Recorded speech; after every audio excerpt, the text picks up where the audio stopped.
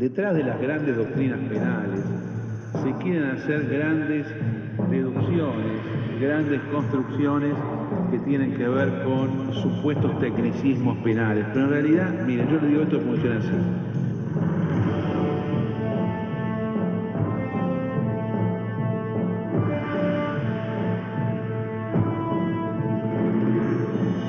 Para mí, país pujante, quizá me equivoco yo, pero bueno, ¿será esto? Cambiemos de tema. ¿Vos sos malo? ¿Qué hacemos? ¿Dónde te ves? ¿Qué hacemos? Señor, no hablo más, los condeno a todos y que se jodan todos por hacer todo mal. Usted está escuchando Radio Cámara Internacional, bajo la dirección y conducción de Carlos Maslatón.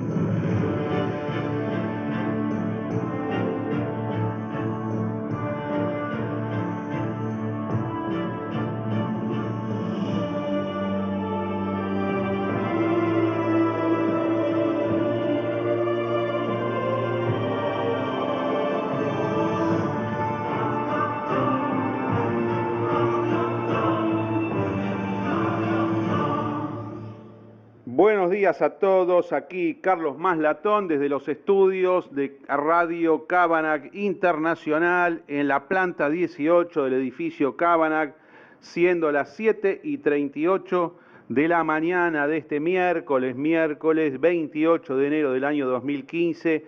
Impresionante la lluvia que se observa aquí desde los estudios de la emisora. Bañado Retiro, bañado la Villa 31, bañada Plaza San Martín, pero lluvia que por otro lado estábamos deseando que tuviera lugar después de los intensísimos días de calor.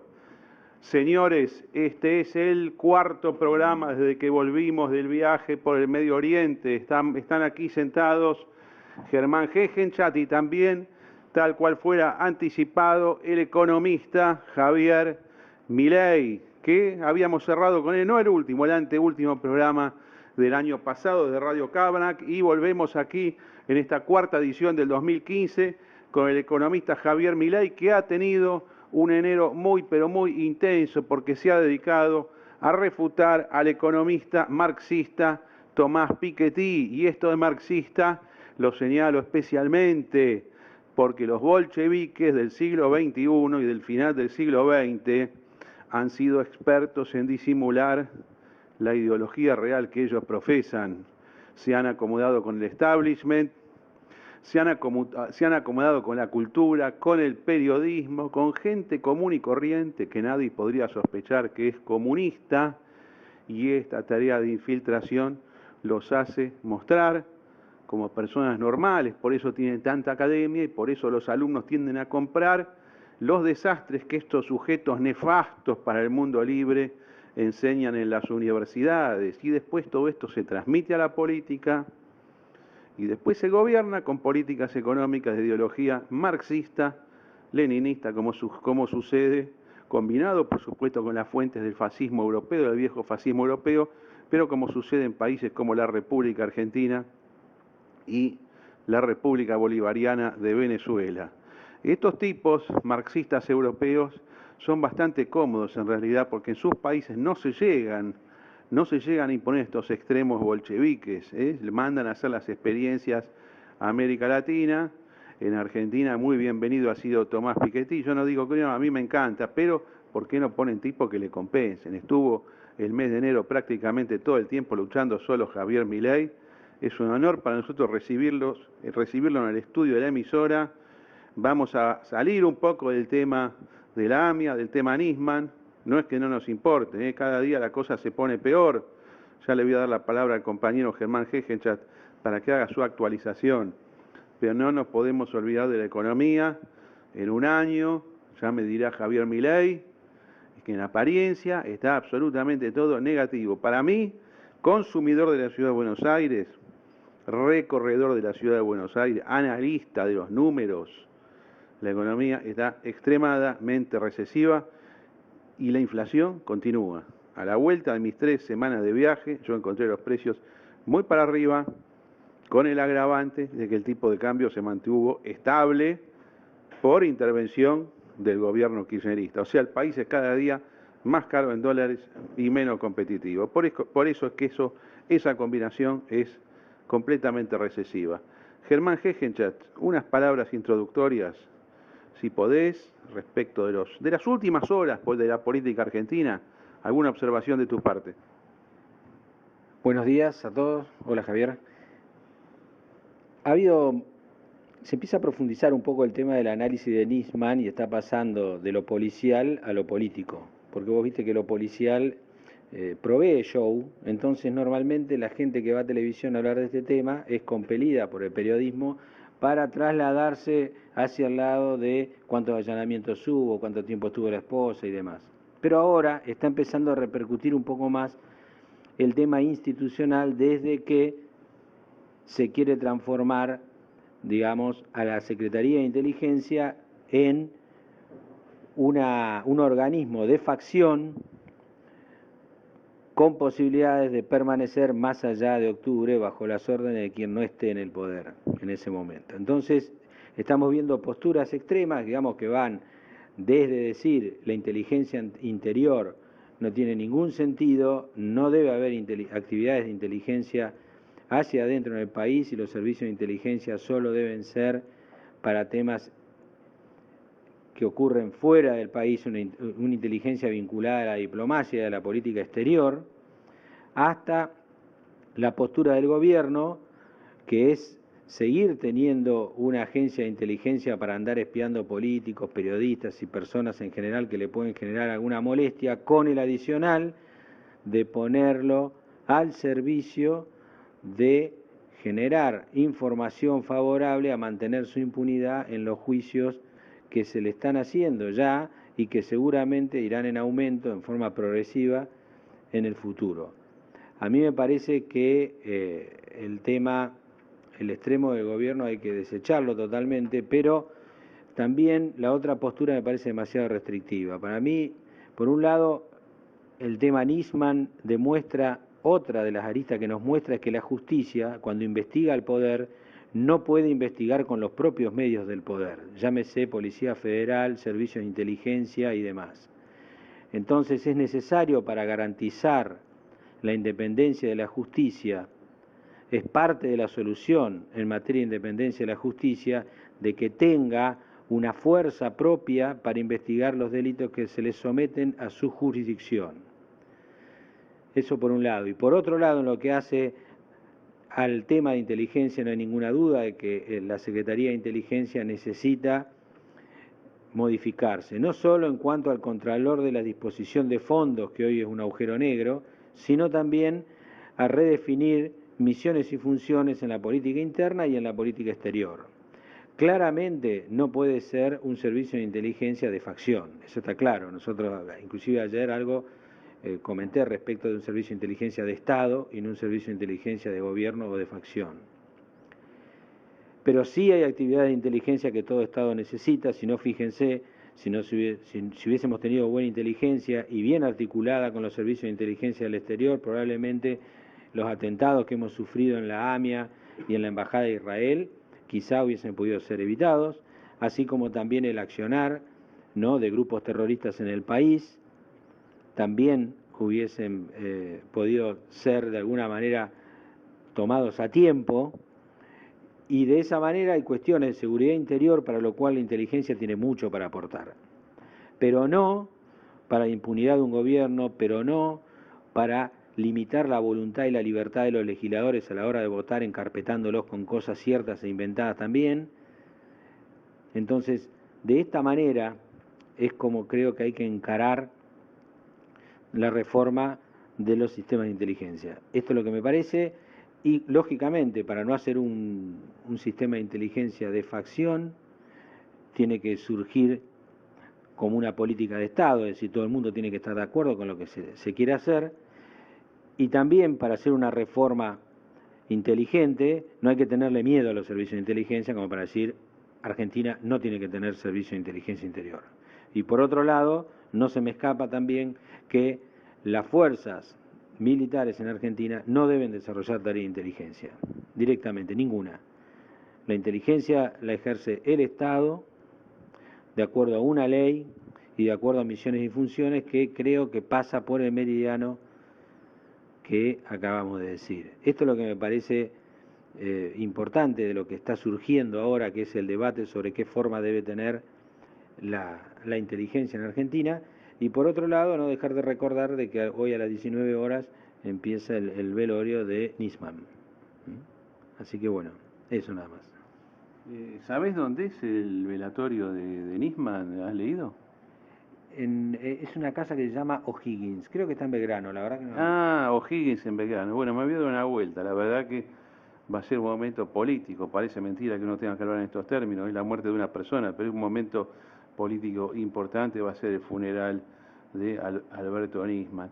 A mí me resulta muy importante este momento político, ya viéndolo desde la comunidad judía que durante toda la vigencia del kirchnerismo, en sus organizaciones centrales y en sus principales representantes, no supo tomar conciencia de lo que era posible que se genere dentro del kirchnerismo, no porque ellos profesen antisemitismo como podía haber en el fascismo, en el nazismo de hace 80 años, no, para nada, sino los alineamientos internacionales del kirchnerismo tenían que llevar necesariamente a este desenlace final, desde la alianza con Venezuela hasta la propensión a arreglar con Irán, sin perjuicio que puede ser legítimo, como ya lo dije varias veces, acomodar las cosas, dar por superados los incidentes, como hizo Estados Unidos con Libia, con Irak y como lo está haciendo con Irán, previo pago de las correspondientes indemnizaciones, justificaciones y perdones y promesas de seguir para adelante. Si es que todo eso lo pudiese dar la contraparte Irán, que yo creo que no, pero el intento de todas maneras podía valer la pena. Pero a mí me da la impresión que ha sido muy injusta la AMIA, la DAIA, las organizaciones sionistas en Argentina, muy injustas con Menem y también muy injustos, pero en el sentido contrario, con el kirchnerismo. ¿Por qué tendieron a ver a Menem como enemigo y a Cristina Kirchner y a Néstor Kirchner como amigos? Me parece que los resultados están a la vista. Y yo creo que en este funeral de Nisman se va a producir el quiebre definitivo. Probablemente sea el origen de los que comandan el judaísmo argentino, un origen europeo oriental, polaco, presionista de mentalidad, mentalidad precreación del Estado de Israel, de demasiada contemplación con el poder de turno, la misma irresponsabilidad que los padres o los abuelos de quienes gobiernan ahora el judaísmo argentino tuvieron en los inicios del nazismo, no ver el peligro, me parece que lo tuvieron acá. Y siempre pasa lo que pasa en la política, el invento revienta al inventor. O sea, ustedes creían que el kirchnerismo era amigo de ustedes, se lo digo, a los jerarcas de la AMIA y de la DIA. Yo puedo hablar en estos términos porque soy judío, así que nadie se asuste con esto. Yo de mi propia interna puedo decir lo que quiera, quizás alguien que no lo sea, que no sea judío como yo, se tiene que cuidar un poco más porque puede venir alguna mala interpretación, con o sin razón. Pero ven lo que les ha pasado por jugar cerca del gobierno, acá los resultados están a la vista. Se firmaron, mal negociaron, o trataron de negociar sin éxito el fin del caso AMIA con Irán y encima le matan al fiscal que estaba investigando el caso. Muy lamentable que esto se pague con vidas humanas, pero esto es la esencia del kirchnerismo y es lo que ha mostrado el régimen totalitario que gobierna Argentina del año 2003, que es fascismo, totalitarismo, mezclado con izquierdismo, mezclado con marxismo, pero no tiene nada que ver con una república democrática, mucho menos con una república liberal. Es esto que hemos visto en las últimas semanas, la esencia del kirchnerismo. El que lo quiere ver, que lo vea, el que quiere no seguir viéndolo, yo lo lamento muchísimo, pero la historia tiene sus reglas de funcionamiento y las leyes que regulan el funcionamiento de la sociedad no se pueden evitar, eludir de ninguna manera. Estimado Javier Milei, luchador ideológico argentino contra Tomás Piketty, economista francés, nacido en 1971. Piketty, no Milei, Piketty, que tiene la obsesión de la mala distribución de la riqueza. Yo le voy a hacer varias preguntas a Javier Milei sin perjuicio de dejarlo desarrollar la cuestión en forma teórica como a él le gusta, porque es de la esencia de este programa entrar en el fondo de los asuntos económicos y entrar en la teoría y no simplemente en el panfleto periodístico radial o en el panfleto escrito. Piketty ha insistido en que la mala distribución de la riqueza, entre comillas, se corrige con impuestos. Naturalmente sin ver o sin querer ver o viéndolo, pero haciéndose el tonto de cuáles son los efectos destructivos sobre la riqueza general de una mala política impositiva, como lo hemos visto en la República Argentina durante los últimos años. Y además sin distinguir jamás lo que es el patrimonio que se gana regularmente, los ingresos regulares de cada uno, que uno los puede ver en su cuenta bancaria, con aquellos patrimonios que están representados por las cosas que uno tiene, que se aprecian y se deprecian en el mercado conforme a las cotizaciones del momento, pero que en realidad no son el resultado de una acción productiva diaria, semanal o anual. Todos los artículos que yo veo por todo el mundo, de periodistas en todas partes, inclusive de revistas especializadas, cuando dicen, por ejemplo, que el 1% de la población mundial tiene más riqueza que el otro 99%, ¿qué cuenta están haciendo? Si no están viendo el flujo o están viendo el stock. No están viendo el flujo, no están viendo los ingresos regulares, mucho menos los gastos regulares de ese 1%. Están viendo lo que valen las empresas por bolsa. Y si esas empresas suben de precio, ese patrimonio va a subir, pero es en forma teórica que sube, porque ese patrimonio no es redimible por dinero, porque no se puede vender, porque si se vendieran los precios que supuestamente generan esa impresionante acumulación de capital mal distribuido, se caen, entonces no hay nada para distribuir. Y además no son acciones bursátiles, por ejemplo, que tengan por finalidad distribuirse, como la casa donde yo vivo. La casa donde yo vivo puede valer 100.000, 200.000, 500.000, 1.000.000, lo que uno quiera, pero yo no voy para nada con la variación en el precio, porque vivo acá, no lo voy a vender. Por eso los sistemas impositivos que atacan el patrimonio son tan injustos, son tremendamente injustos. Además de que hay duplicación, triplicación de impuestos, los ABLs, los impuestos territoriales, ¿qué es lo que están grabando? ¿Qué culpa tiene uno de que su casa sube o baje si es lo que tiene? Por lo menos hablemos de la vivienda única o de la unidad productiva. Pero todo esto que parece una cuestión práctica, a veces hasta de carácter municipal, o una cuestión técnica de un organismo como AFIP, tiene de fondo ideología, y tiene de fondo ética, y tiene de fondo principios que tienen que ver con las bases de la organización de la sociedad. Javier Milei, muy bienvenido a Radio Cábana Internacional. Gracias por estar siempre con nosotros, con tan buenos comentarios, informaciones y análisis. Buen día, Carlos. Buen día, Germán.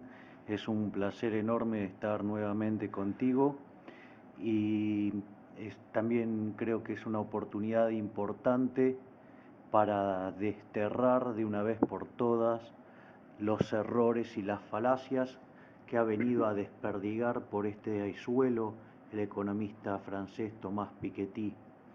Porque, primero que nada, ¿vos sabés cómo llegó? ¿Fue invitado por quién? ¿Tenés esa información de carácter formal? No tengo la información de carácter formal.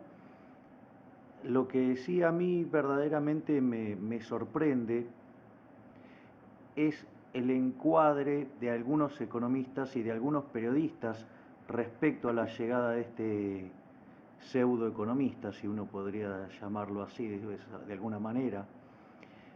Y es que es muy interesante. Por ejemplo, algunos han levantado como elemento de validar la potencia de las hipótesis de Piketty y su importancia como teórico y economista aplicado, el comentario de Krugman. Entonces, ¿cuál es el comentario de Krugman? Krugman dice que ha sacado el libro más importante de lo que va del siglo y, o sea, lo pondera de una manera superlativa, igual que como lo hizo Danny Roddick y igual que como lo hizo Stiglitz. A todos estos que están ponderando las palabras de Krugman, voy a hacer 3 comentarios. El primer comentario es una anécdota de cuando un día le estaban haciendo un reportaje a Robert Barro, profesor de la Universidad de Harvard, especialista en temas de crecimiento.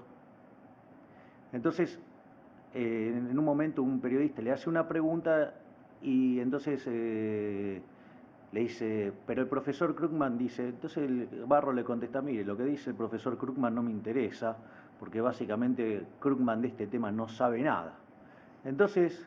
¿Eso en qué universidad fue? No, esto fue un reportaje que le hacen a Robert Barro. Entonces le dice, usted no puede decir eso porque Krugman es medalla John Bates Clark, que usted no lo es, y usted, digamos, y además Krugman es premio Nobel de Economía y usted tampoco lo es. Le dice, mire, eso es cierto, yo no tengo ni la medalla John Bates Clark, yo tampoco tengo el premio Nobel de Economía, pero a Krugman no le dieron el Nobel de Economía por temas de macroeconomía. En realidad se lo dieron por temas de geografía y comercio y temas de economía internacional real, que se denomina. Con lo cual, digamos, el resto de las cosas es menos que un economista mediocre. Y entonces, y si yo quiero discutir con un keynesiano, discuto con Mankiw, no discuto con Krugman, porque Krugman de estos temas no sabe.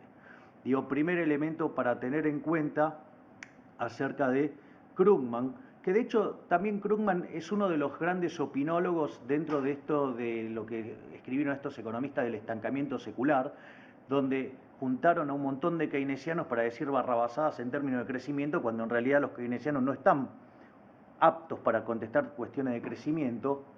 Pero no solo eso, el único que sabe de crecimiento en ese congreso, digo, que en realidad después se vuelca en un libro, es Mokyr, y Mokyr dice Summers, Gordon y Krugman están equivocados.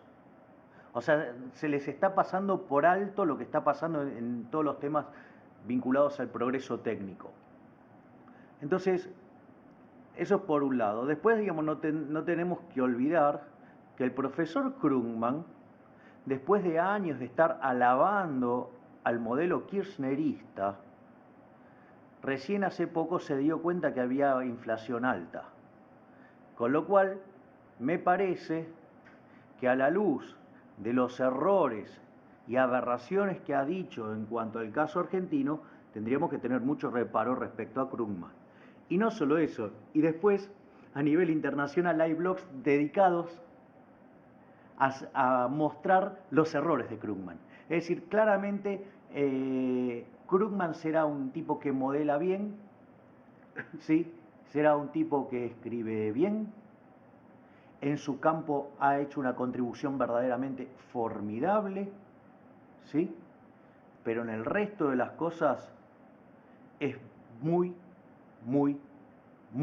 mal economista. Eso es para todos los que recurren a la falacia, la autoridad, Krugman dijo. O sea, Krugman dijo, digamos, o sea, no tiene mayor mérito que cualquier otro ser de a pie, digamos, con el agravante de que hay una cuestión de sesgo.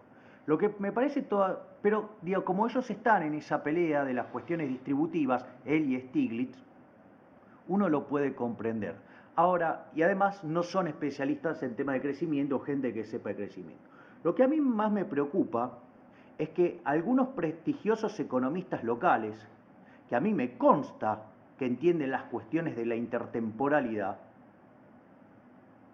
hagan la vista gorda respecto a los garrafales errores que tiene el libro de Piketty por el solo hecho que dice lo que quieren escuchar.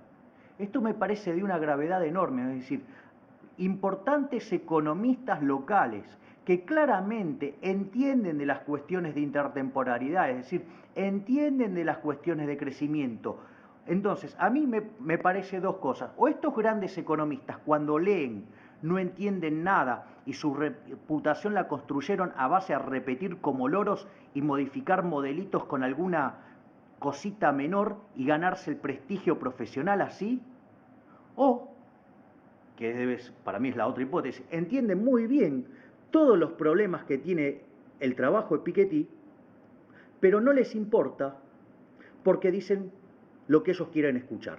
Bueno, eso lo entiendo, además, frente a los medios masivos de comunicación, esta simplificación, estas opiniones acomodadas, es lo más común, ¿no? Por eso estamos como estamos. Ahora, Milei, yo te voy a hacer una pregunta y te pido que te pongas en analista sin ideología por un par de minutos, olvidándote de tu propia posición personal. Si vos tuvieras que decir cuál es la tesis económica de Piketty, aunque esté equivocada, ¿cómo la explicarías vos frente a un público no especializado? Y después, me gustaría que me digas, esto último, qué es lo que al respecto de esa ideología básica de Piketty, o de ese supuesto aporte a la ciencia económica de Tomás Piketty, qué es lo que se dijo a nivel local, y después sí tu refutación. Primero haceme el planteamiento, y después vamos al ataque con todo, conforme a lo que vos sabés y pensás.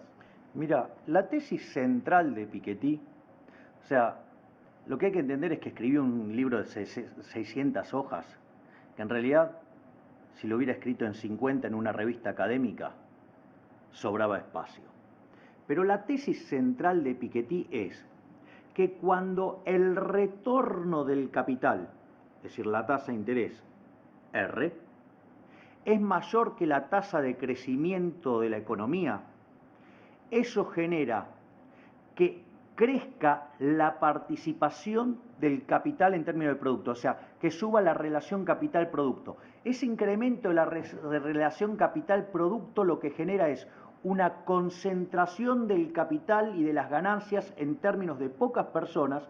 Eso genera un problema de mala distribución del ingreso, según él, ¿sí? Que eso lo que hace es llevar a que aumente la desigualdad y ya sea por la vía democrática o por la vía de la violencia se va a producir la revolución. Bueno, te voy a hacer varias preguntas, pues es muy interesante cómo lo resumiste. Primero que nada, ¿qué es la renta del capital y qué es el interés del capital? ¿Se incluye el porcentual de ganancias anuales sobre la inversión o se incluye también, o mejor dicho, se incluye también lo que es la apreciación del valor de mercado? ¿Él mete las dos cosas o las separa? Bueno, fíjate esto. Ahí, digamos, a lo que hay que, digamos, entrar a discutir, eso a mí me gustaría discutirlo más en la parte empírica, ¿no? Porque básicamente lo que él te dice es que es la primera ley fundamental del capitalismo, ¿no? Dice, la participación del capital dentro del producto viene dado por la tasa de interés multiplicado, ¿sí?, por la relación capital-producto. Entonces, lo que vos definas como retorno... La relación capital-producto es un ratio, sí, es un cociente. Claro, para vos sacar cuánto es la parte de la renta que se lleva el capital en términos del producto, ¿sí?, vos lo que tenés, que esa proporción viene explicada por la tasa de interés multiplicado por la relación capital-producto, ¿sí? Y eso te va a dar qué proporción... ¿Y vos crees en este último aspecto, la relación capital-producto? ¿Se puede sacar ese número? ¿Se pueden escindir los distintos factores de la producción para llegar a esa clasificación? Bueno, él lo que hace, una de las cosas que hace en el libro, en la parte empírica del libro, es justamente medir la base de capital, ¿sí? Entonces, asociado a lo que vos medís como base de capital, es lo que vos vas a tener también como retorno, o sea, digamos, son cosas que van de la mano. Entonces, cuando, por ejemplo, él define como capital, por ejemplo, ¿qué usábamos tradicionalmente los economistas? El capital productivo, ¿sí?, ya sea tanto local como extranjero. ¿Qué es lo que hace Piketty? Piketty incluye, por ejemplo, las tierras agrícolas, ¿sí?, las viviendas. Entonces, por ejemplo, una de las cosas que ves es que al meter la cuestión de las viviendas, con los efectos de la burbuja inmobiliaria y con las cuestiones del cambio demográfico, o sea, vos lo que tenés es que se produce una explosión. No, le da altísimo el numerador, digamos. El numerador le da alto y lo potencia frente al denominador, que es el Producto Bruto. Exactamente. Y esto, sí, pero aparte esto es Ahora, un rasgo... perdón, mire, cuando vos decís que incluye las viviendas, ¿a qué te referís?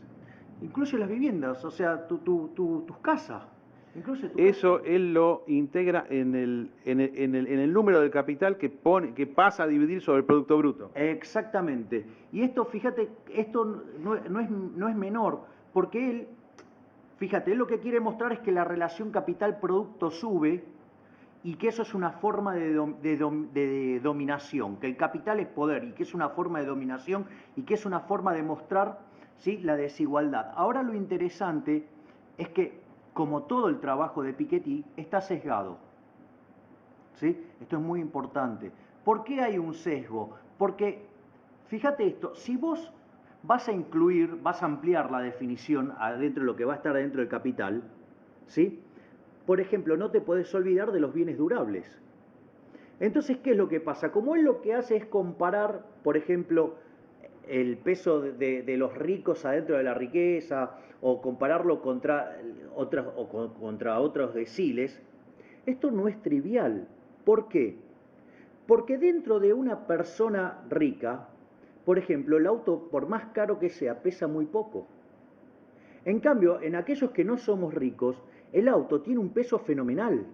Para que se den una idea, entre lo que él omite de bienes durables, que podría ser desde el auto a los electrodomésticos, básicamente él está subestimando cerca de 30.000 euros, ¿no? Entonces, esto es interesante, ¿por qué? Porque en una... 30.000 euros que por persona. Claro, entonces en una persona rica, ¿cuánto pesa eso?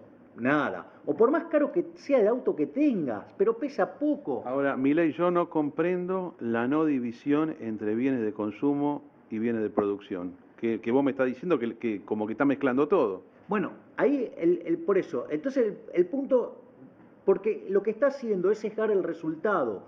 Como yo lo que estoy haciendo es sacar un bien que pesa mucho en la riqueza de los que menos tienen, lo que hago es exacerbar la diferencia, ¿sí? Exacerbo el problema de la distribución de la riqueza, ¿sí? ¿Por qué? Porque eso, sacarlo en los ricos impacta muy poco, sacarlo en los no ricos impacta un montonazo.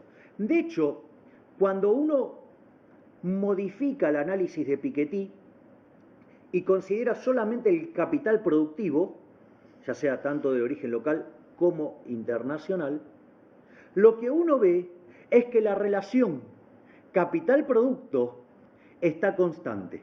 Es decir, que ese problema que ve Piketty porque la tasa de interés es más grande que la tasa de crecimiento y que eso tendría que derivar en una fuerte suba en la relación capital-producto y eso generaría desigualdad y traería la revolución, no se valida. Y que todo el problema que él mide de la riqueza está amplificado básicamente por la forma en la cual él mide el problema. Y este sesgo que tiene Piketty, está también cuando él mide la desigualdad en ingresos. Y esto yo diría que es de las cosas más grotescas que tiene el libro. A mí, digamos, el sesgo que tiene en los armados de los datos a mí me parece prácticamente obsceno, porque fíjense en lo que hace Piketty. Piketty mira cuánto pesa el decil más alto de la distribución dentro del ingreso, ¿sí? Y después mira lo que pesa el 1%, ¿sí?, dentro del ingreso. Entonces, ahí básicamente hay dos problemas. Hay un problema con la medición y hay un problema con la lectura de los datos, porque esto me parece que no es trivial. Es decir, supongamos que por el momento le damos el crédito de que la medida que Piketty tomó es correcta, que no lo es, pero vamos a darle una posibilidad. Cuando ustedes miran la desigualdad, entre el año 1800 y el 1910, la participación de los ricos en el producto es constante. Cae fuertemente hasta mediados de los 70, digamos entre los 70 y los 80, y después hace un leve repunte. Con lo cual, ¿sí?, él no puede omitir todo lo que pasó desde el 1800 hasta el 1970, 1980, para hacer toda una reflexión sobre los 30 años que vinieron después. O sea, parece una cosa muy alocada, sobre todo que cuando uno hace la tendencia es que el peso de los ricos en el producto ha caído.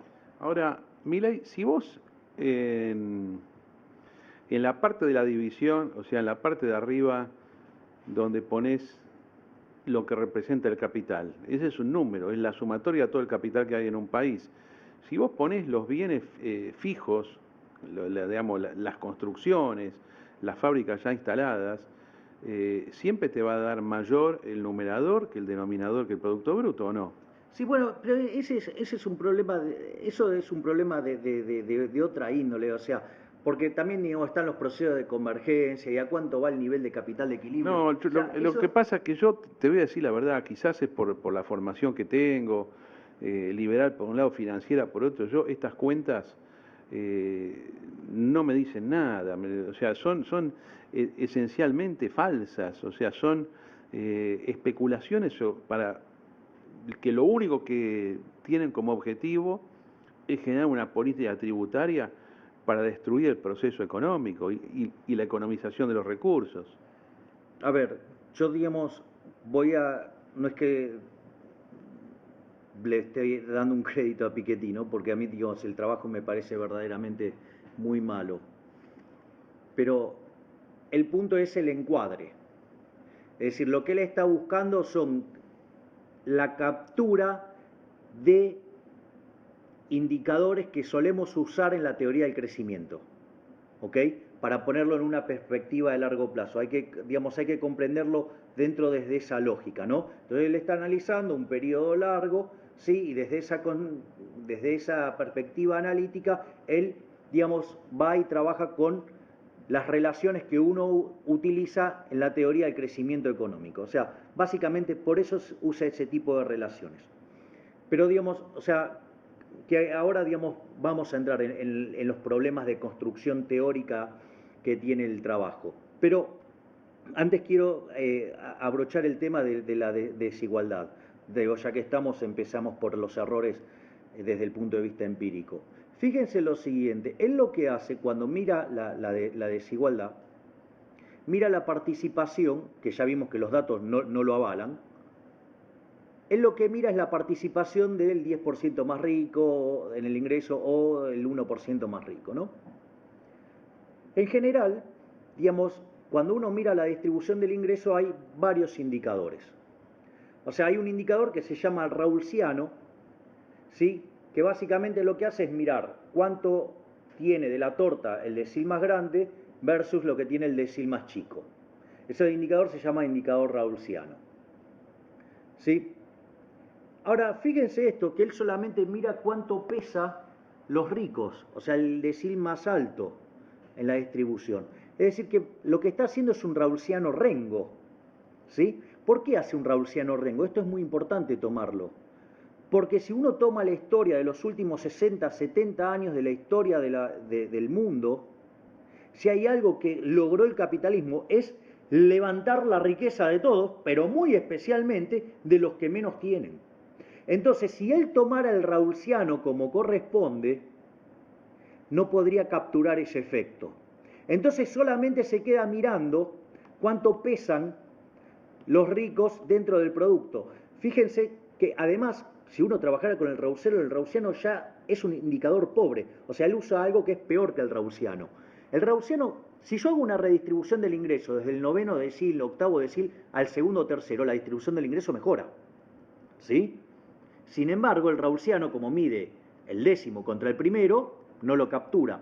Por eso después viene la mejora del Gini y, digamos, aquellos que verdaderamente entienden de distribución del ingreso, el indicador que usan es el Atkinson, que permite capturar todas estas cuestiones distributivas. Es decir, que en el fondo, o sea, además usa un mal indicador, ¿para qué? Para sesgar el resultado, y eso está presente en cada uno de los puntos de Piketty. O sea, él, digamos, hace un sesgo, ¿sí?, para tratar de forzar el argumento, y aún así no le da, porque todas las relaciones apocalípticas, estas que genera Piketty, básicamente surgen de las proyecciones, ¿sí?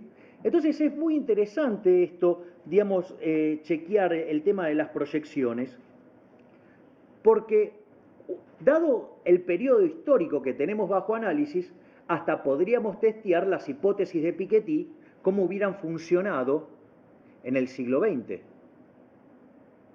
Entonces, cuando uno, digamos, pone a correr el modelo a la Piketty, por decirlo de alguna manera, en el siglo XX, ¿sí?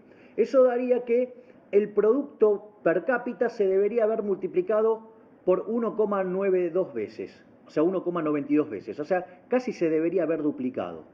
Cuando uno mira los datos, ¿sí? Cuando uno mira los datos, ¿qué es lo interesante? Que el producto, ¿sí?, se multiplicó por 4,58 veces.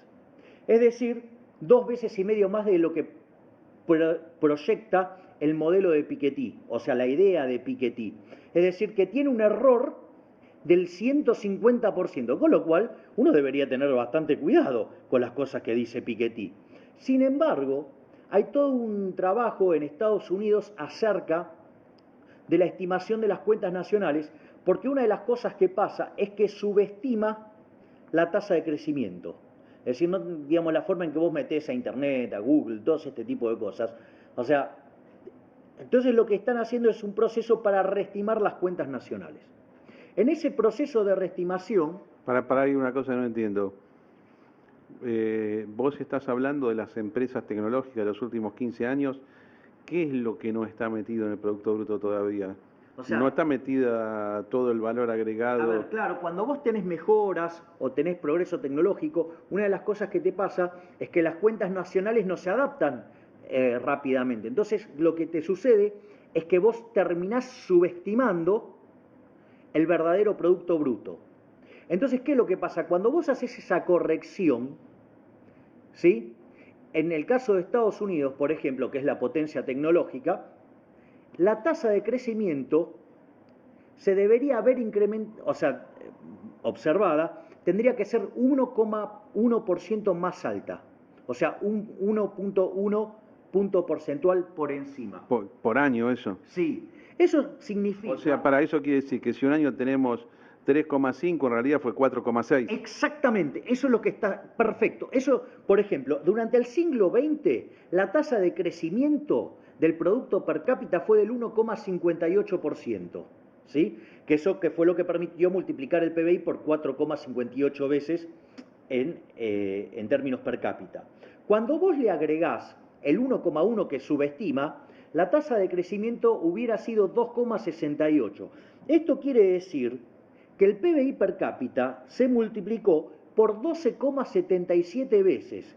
Esto significa que se multiplicó 6,7 veces más que lo que predice el modelo de Piketty. Opuesto en otros términos... Mile, eso que estás diciendo es siglo XX, Estados Unidos. Claro. Entonces, fíjate esto, si vos tomás estos datos... Perdón que te haga una pregunta de ignorante, ¿en términos reales es eso? Sí, claro, sí, ese término de crecimiento. Entonces, esto significa que en realidad el PBI per cápita se multiplicó por 12,77 veces, mientras que el modelo de Piketty estaría prediciendo 1,92. Es decir, una diferencia de 6,7 veces. Es decir, el señor Piketty le erra en un 570%. ¿Sí? Es decir, desde el punto de vista de su construcción para explicar los hechos del siglo XX, el trabajo de Piketty ni siquiera puede rankear en la categoría de deplorable.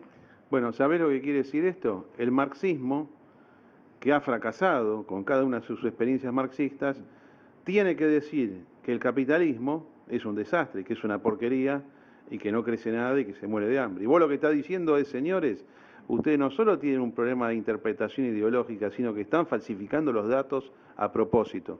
Exactamente, y eso también es muy interesante lo que vos estás diciendo, Carlos, y esto se ve también en el sesgo que hacen los temas de crecimiento Piketty.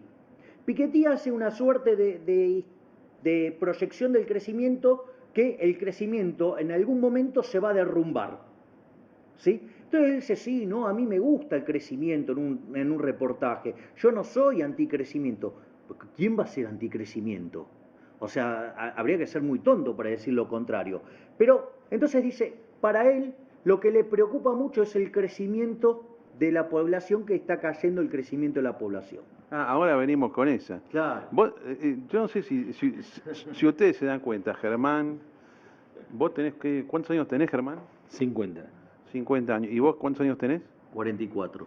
Bueno, yo tengo 56 y la discusión, no te digo académica, escolar, de 1970, 1973, 1975, es qué vamos a hacer con tanta población en el mundo, no la vamos a poder alimentar. ¿Se dan cuenta que no era ese un problema? Vos lo has dicho siempre, claro. Vos has dicho que al revés, que la Tierra funciona mejor con más población. Y ahora hasta los propios marxistas están diciendo, nos preocupa que no crece tanto la población. Esto es toda una mentira. Claro, bueno, este es un tema muy interesante. Entonces él dice que para él el crecimiento se va a derrumbar. Ahora, perdón que te interrumpa de nuevo. Qué reivindicación tardía también de la doctrina de la Iglesia Católica. ¿Te acordás cuando la Iglesia hace 40 años decía, no limitan el crecimiento de la población? Al final, desde el punto de vista económico, más allá de lo moral de cada uno que es personal, tenía razón. Sí, por supuesto, porque, a ver, cualquier teoría, yo lo que veo y lo que permanentemente me viene a la cabeza cuando te escucho a vos, Javier, y hay otros también, qué alejado que están algunas especulaciones económicas de la comprobación empírica, porque digo, si vos haces sociología, ponele, o haces derecho, por ahí la comprobación empírica no es una herramienta que te pueda permitir, en términos, si se quiere, científicos, mucho, pero en economía sí, porque si bien es una ciencia social, tiene aspectos mensurables, social porque se aplica al hombre, porque el hombre es el centro de la economía, pero de todas maneras tiene aspectos cuantitativos importantísimos. Entonces cuando vos construís una teoría, me parece que recurrir a la empiria no es una herramienta más, es una obligación metodológica. Ahora, todo lo que vos me decís, todo lo que estás diciendo, es que este tipo en realidad va a la empiria para moverla arbitrariamente y justificar un preconcepto que tiene, que no tiene sustento en la realidad, básicamente. ¿Es así o yo que no soy economista, digamos, lo estoy pensando mal? Mirá, desde mi punto de vista, el problema de Piketty, ¿sabés cuál es? Que Piketty odia el capitalismo. Piketty es un marxista, ¿sí? Aquellos, digamos, fíjense que es muy interesante porque dice, no, yo no he leído Marx. Yo, digamos, lo he visto muy por arriba, yo no sé de Marx, que esto, que el otro. Ahora, cuando, por ejemplo, vos lees la propuesta impositiva, ¿sí? O las propuestas de política económica que él propone, esas propuestas, 5 están en los 10 puntos del manifiesto comunista.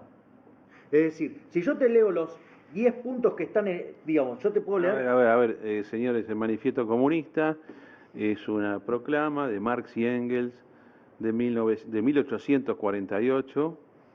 El manifiesto comunista es aquel que empieza diciendo, un fantasma recorre Europa, el fantasma del comunismo. ¿Cuáles son los 5 de los 10 puntos donde coinciden Piketty con Marx y Engels 150, 160 años después? Fíjate, en el punto 1, digamos, esto después vos lo tenés que ir matizando a lo que implica como inicio, ¿no? Pero ¿cuál era el punto 1 del manifiesto comunista? Abolición de la propiedad de la tierra aplicando todas sus rentas a fines públicos. Digamos, va tomando cada vez más participación porque él quiere grabar, es muy interesante esto, él quiere grabar el ingreso y él quiere grabar el capital, ¿sí? Y es más, él dice, yo voy a grabar, si es necesario hay que grabar 70, 80% de los altos ingresos. Ahora, lamento decirte, Milei, chocolate por la noticia para vos, que hoy vivimos en una sociedad donde graba ingresos y el capital también. Exactamente, sí. En el caso de Argentina, él lo considera como una excepción y no se fija el desastre que ha hecho de este país, de un país rico, un país de frontera, es decir, que somos menos de un emergente y camino a la pobreza. Pero eso él no lo toma.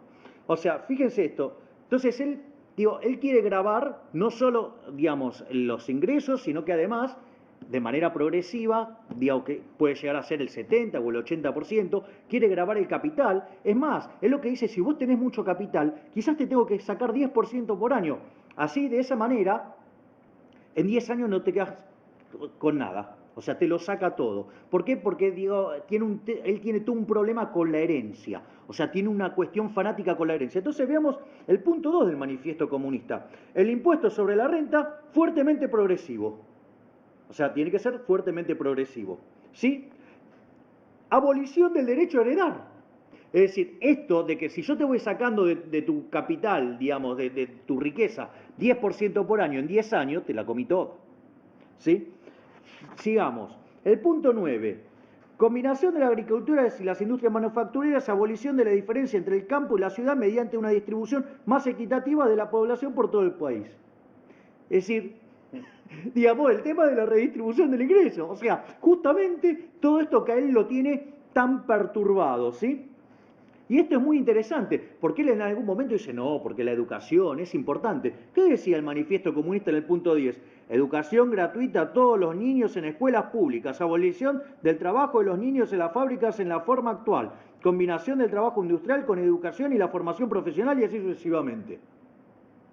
Es decir, digo, uno lee los reportajes que le hicieron el fin de semana y está levantando 5 de los 10 puntos del manifiesto comunista.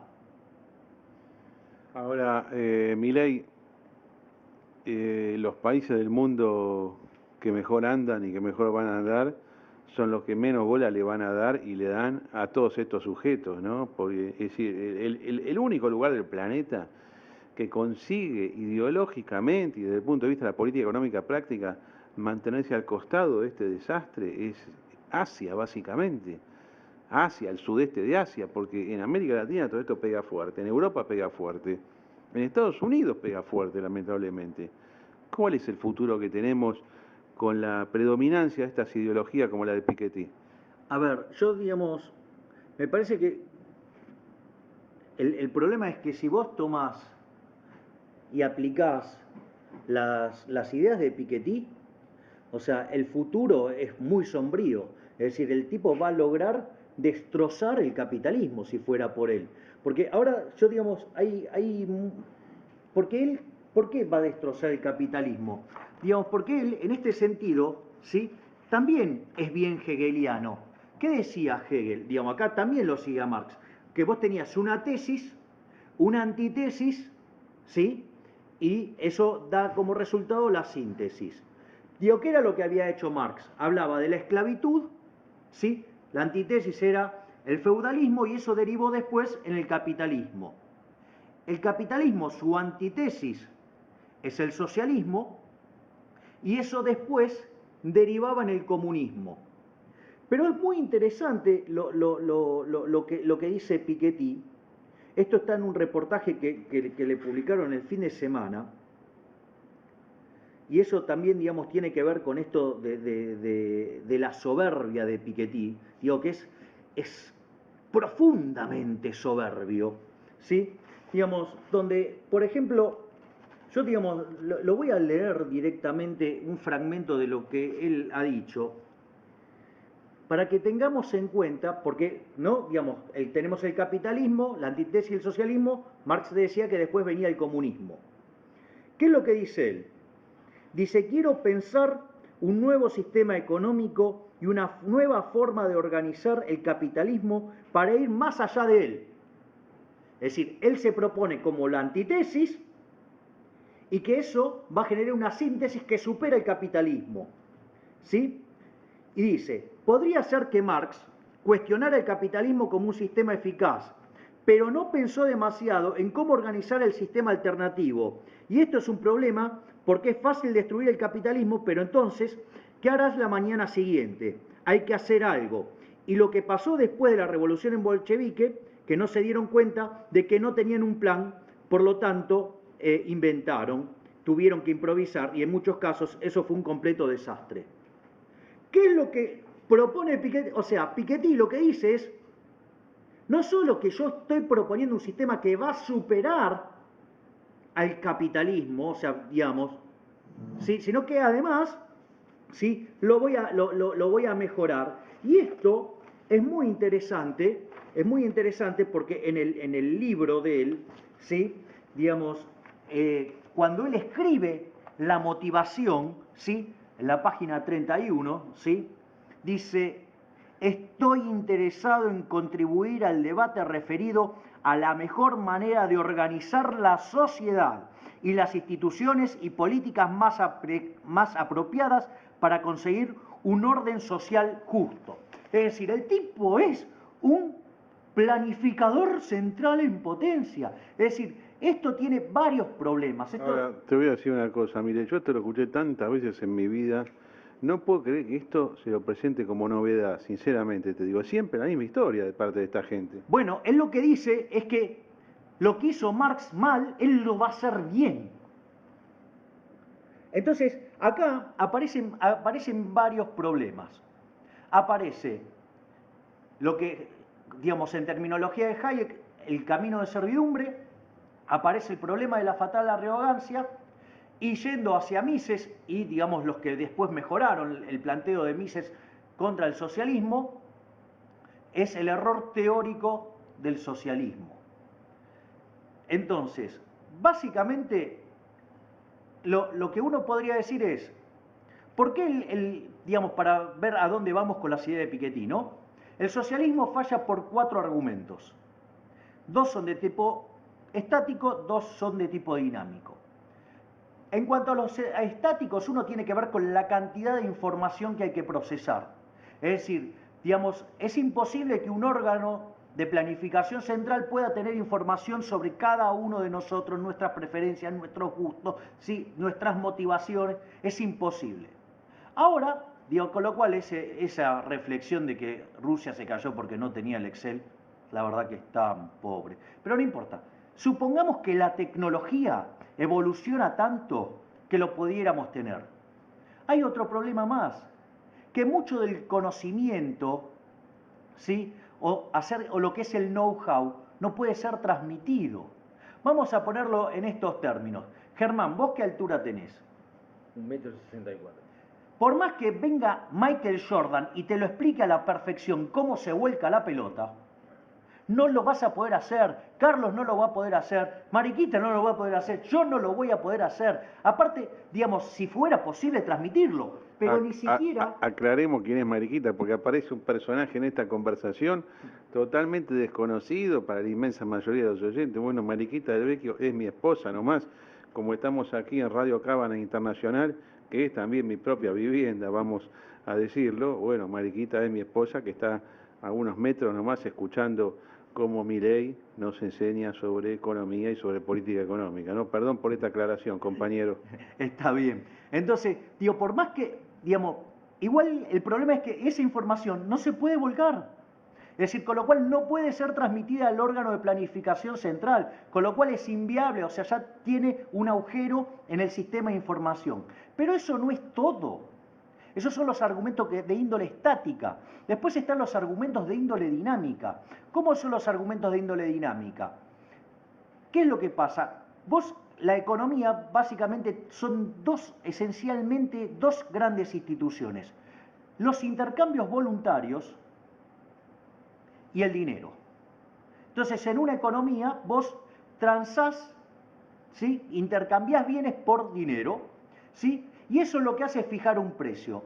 Al quedar determinado ese precio que refleja una acción histórica, ¿sí? Eso genera una señal al sistema económico, o sea, transmite información, lo cual produce, ¿sí? Que todos los agentes se empiecen a coordinar en términos de esa información y eso después genera el ajuste del sistema. ¿Qué es lo que pasa? Si el gobierno tratara de capturar esa información, esa información que recibe, esa información siempre es vieja. Es decir, porque esa información se va generando día a día. Es decir, la que va a surgir hoy no la tiene el gobierno porque tiene la información que se gestó ayer. Consecuentemente, siempre llega tarde, siempre actúa mal, siempre que toca algo lo empeora. ¿Sí? Dios es el tercer punto, que es el primero de los argumentos dinámicos. Y el segundo argumento de los dinámicos es que cuando el gobierno se pone a intervenir, rompe la capacidad empresaria que genera información. Al destruir la capacidad empresaria y por ende la generación de información, O sea, no se puede hacer de la información necesaria para tomar decisiones. Y por otra parte, si no quiere romper el sistema de generación de información por parte de la acción empresaria, no la puede recibir, con lo cual nunca la va a tener. Entonces eso hace que el socialismo sea imposible. La única forma que el socialismo podría llegar a ser posible es que aquellos que se encuentran en la oficina de control tuvieran la capacidad de la omnisciencia, es decir, plena conciencia acerca de todos, ¿sí? Omnipresencia, o sea, que además que son conscientes de todos, son conscientes del pasado, del presente y del futuro, y además deberían ser omnipotentes. Claramente, esas calificaciones solamente corresponden a Dios. Por lo tanto, esta gente, cuando cree que puede hacer esto, se está arrogando la capacidad de ser Dios. Por eso a esto Hayek lo llamó, en su último libro, la fatal arrogancia. Entonces, básicamente, lo que entonces uno ve en todo esto es que Piketty tiene un nivel de resentimiento fenomenal. Entonces yo, por ejemplo, para ilustrarlo, les voy a tomar algunas notas de las páginas 252, 244, 365, 407, 438 y 440. Voy a describir... ¿De qué libro? Del Capital en el siglo XXI, la versión en inglés, o sea, esta es la traducción. ¿Sí? Lucha de clases o lucha de centiles. La referencia a Marx es grosera. Las desigualdades originales en la distribución del capital son siempre mayores que las generadas por el trabajo. Generalmente el decil superior es dueño del 90% del capital y el centil superior del 50%. Una de las principales características de la riqueza heredada es que se distribuye de manera muy poco igualitaria, otra vez con el problema de la herencia, ¿no? Es decir, brota todo el tiempo el manifiesto comunista acá. El 0,1% más rico del planeta posee fortunas de alrededor de 200 veces la fortuna del promedio de los habitantes. Y esto lo tomo como el remate del profundo resentimiento de Piketty. Liliane Bettencourt, quien nunca trabajó en su vida... ¿Pero esa quién es, la colombiana? L'Oréal, ¿no es? No sé, digamos, o sea, es alguien que tiene una riqueza muy grande. ¿Sí? Vio su fortuna crecer igual que la de Bill Gates, el pionero de la alta tecnología. Es más... ¿Y cuál es el tema? Bueno, es que a él eso le parece absolutamente injusto. Perdón. Esta mujer es la heredera de L'Oréal. Claro. La debe conocer bastante porque capaz que es vecina en París, ¿viste? Y le debe tener una bronca bárbara por lo Claro, visto. vos fíjate, ¿sabés cómo? Mira, a mí hay algo que siempre me gustó mucho de los análisis que hace Juan Carlos de Pablo, que es, él se pone en la escena. ¿Cómo es la escena? Porque él, cuando vos lees, hay tramos del libro que destila resentimiento, donde dice, no, porque los gerentes modernos ganan un montón de plata y eso es injusto y despotrica contra eso, ¿no? O sea, y lo que ganan los que trabajan en los bancos, o sea, hay una cuestión de que destila veneno todo el tiempo, ¿no? Entonces yo me hago la situación en la cual Piketty tenía algunos compañeros de economía, ¿sí? Que no eran tan brillantes como él, ¿sí? Él se fue, estudió en el MIT, después volvió y se dedicó como investigador a trabajar, todo. Estuvo 15 años armando estas series. Digo, no sé si notaron el profundo marxismo que hay ahí, ¿no? Digo, no, porque le valoramos que trabajó 15 años. O sea, en teoría, valor trabajo es eso. O sea, si lo que generó es una porquería, ¿qué me importa que trabajó 15 años? Mira, ¿no? Milei, te voy a decir algo, vamos a hacer una pequeña interrupción y vamos con tu reflexión final. Pero a mí me parece que hay un altísimo porcentaje de la población, no sé si 20, 25, 30%, lo hemos hablado en otras audiciones, son todos aquellos que consideran que la riqueza del mundo es una masa fija y que la cuestión pasa por su distribución. Y entonces si hay siempre la misma masa, la misma torta para repartir, naturalmente que la cuestión pasa, la gran discusión de política pasa por cómo distribuir esa torta. Y esa esencia de pensamiento de tipo mercantilista, de tipo medieval, propio de una época donde la humanidad era muy pobre, justamente porque no había capitalismo, no había libertad, no había democracia, es lo que está todavía impregnado en un alto porcentual de la población, y son esos sentimientos los que incentivan a economistas, a políticos, a gente de la ciencia supuestamente, ese resentimiento, a hacer propuestas que tienen que ver con todo este totalitarismo que vos, Milei, estás hoy nuevamente analizando y en cierta medida denunciando. Ya venimos, amigos. Usted está escuchando Radio Cámara Internacional, bajo la dirección y conducción de Carlos Maslatón.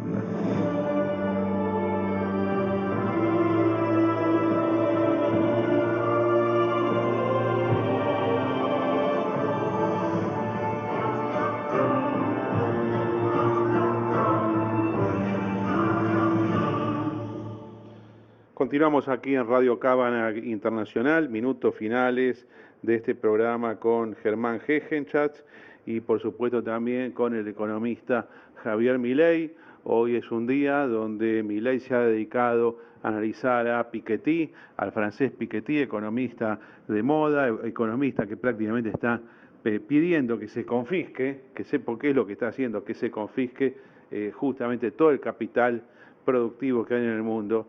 La gran duda que tengo con esto, Milei, es si el tipo sabe que al aplicar las medidas que propone la economía se viene para abajo o no. ¿Sabe eso o no? A lo mejor es lo que quiere, porque el marxismo sabía.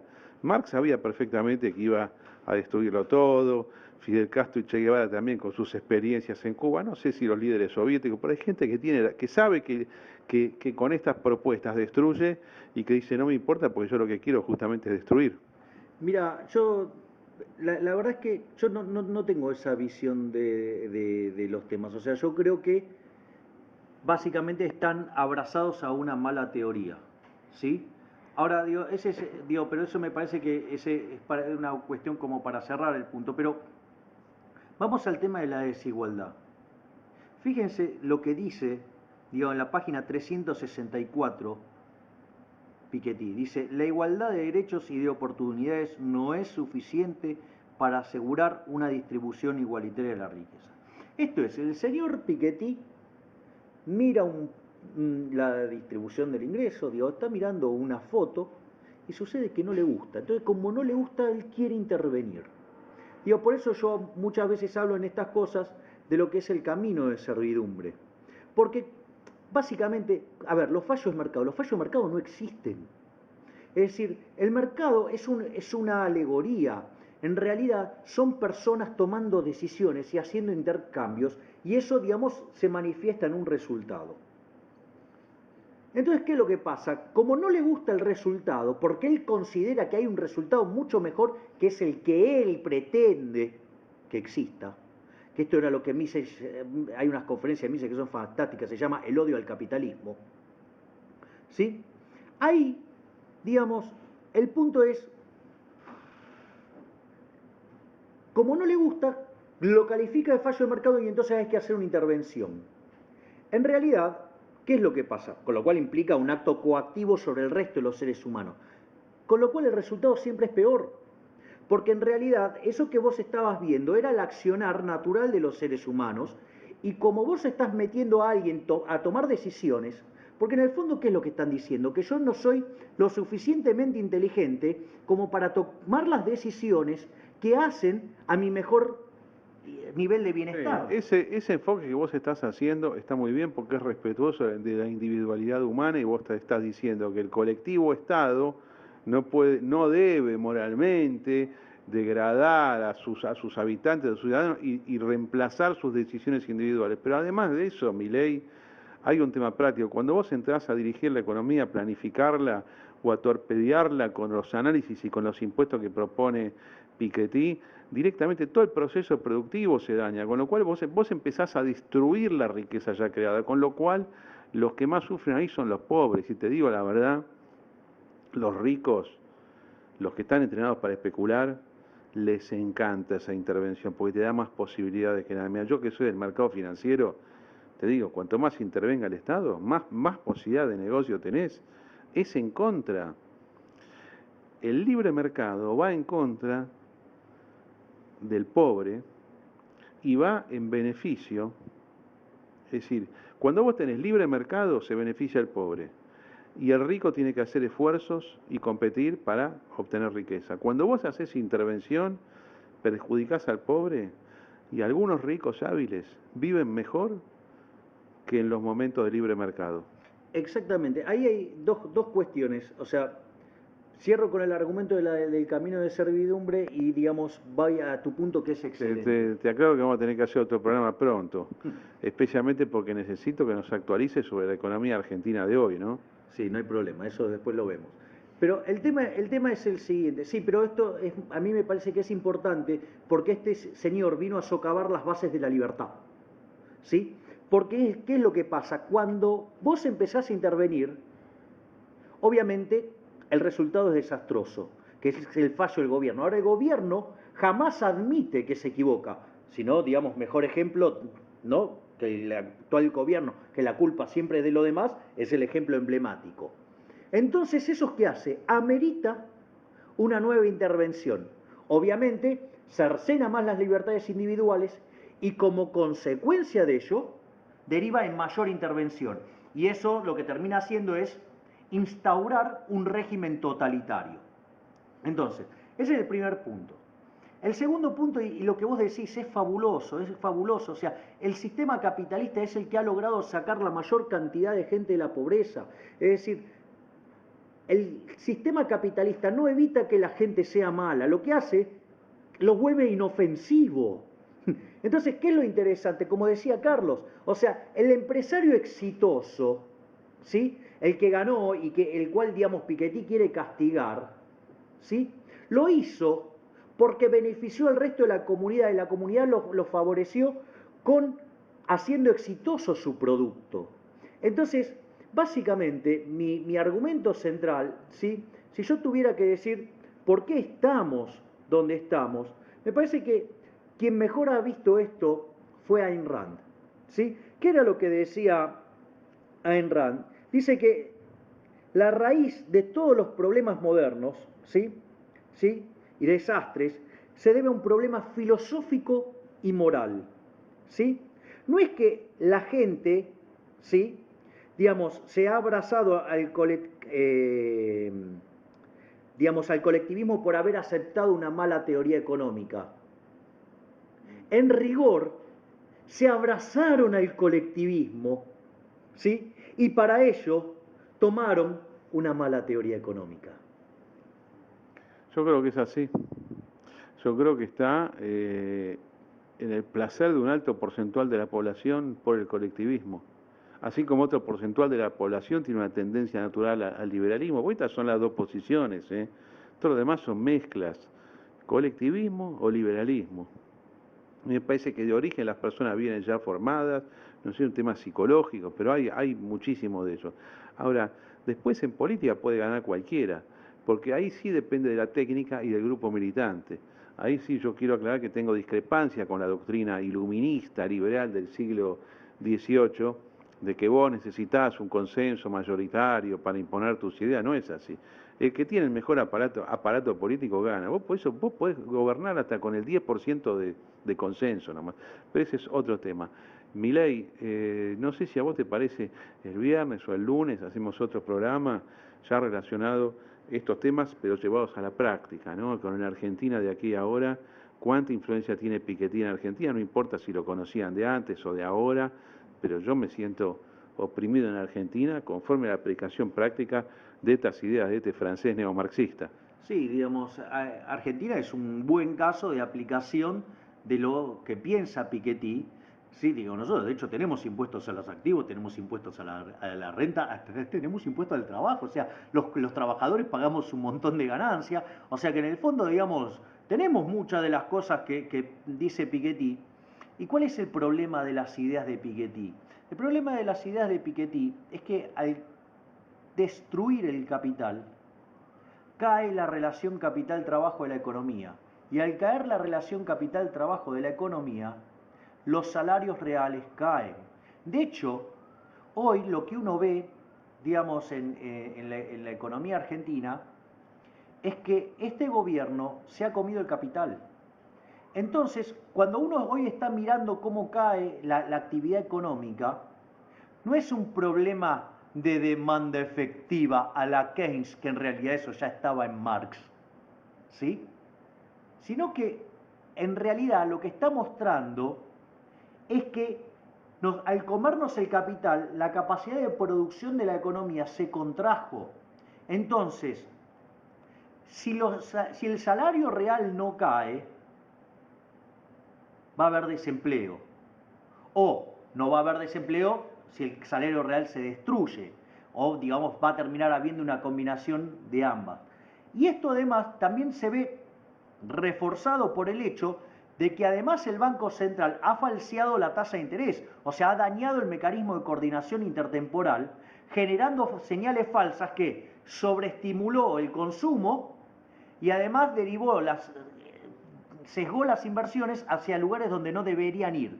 Consecuentemente, a lo que estamos viendo de contracción porque nos comimos el capital, además va a venir también la vuelta de lo que los austríacos llaman el boom and bust, ahora viene el boost. Entonces, esto lo que va a hacer es generar una mayor contracción de la actividad económica. Y si bueno, Milei, si te parece, yo necesito escucharte con números reales de la economía argentina. Después vemos qué día venís, pero vamos a bajar todo esto al aquí y ahora, si te parece. ¿Está bien? Claramente. Es decir, ¿qué es lo que, digamos, para hacerle el moño? ¿Qué te diría hoy la escuela austríaca? Que estamos en la fase contractiva del ciclo, porque nos comimos el capital y porque exacerbamos el boom, y estamos en el inexorable boost. ¿Cuáles son las ideas de Kichilov? Mira el mundo como un keynesiano marxista y le quiere dar rosca a la demanda agregada. ¿Cómo va a terminar esto? Según lo que, si la idea keynesiana tiene razón, no va a haber inflación y va a haber expansión de la actividad económica. Si los austríacos tienen razón, va a haber contracción del nivel de actividad económica y va a haber aceleración inflacionaria, básicamente porque la política monetaria del Banco Central lo único que está haciendo es tirar plata al mercado. Bueno, tienen la suerte de que la van retomando de vuelta, ¿no? Generando déficit cuasi fiscal. Ya lo vamos a ver eso mejor. Germán, tu última reflexión. Mira, lo que yo veo como moño de tu exposición sobre Piketty, que yo la comparto en gran medida, te diría casi 100%, lo que veo es que igual que los libros, digamos, utópicos del siglo XIX, digamos, hacen un diagnóstico sobre bases erradas, prenden la lucecita de una solución mejor a lo que estás viviendo, pero no la formulan de ninguna manera. Es decir, análisis equivocado, ilusión repetida y ninguna solución.